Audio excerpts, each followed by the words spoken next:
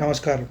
ఈ వీడియోలో మనం నవగ్రహ క్షేత్రాల యాత్ర ఎలా చేయాలి, ఎక్కడ ఉన్నాయి అనే విషయాన్ని మనం తెలుసుకునే ప్రయత్నం చేద్దాం.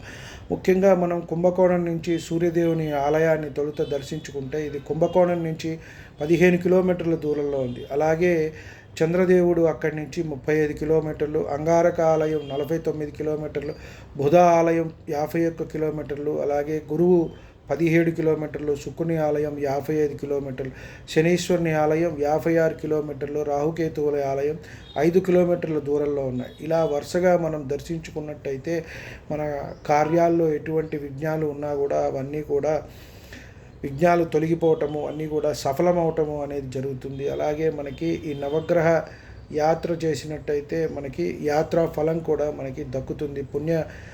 ఒక పుణ్యక్షేత్రాన్ని దర్శించినట్టుగా, అలాగే ఒక తీర్థయాత్ర చేసినట్టుగా మనకి యాత్రా ఫలం కూడా మనకి దక్కుతుంది.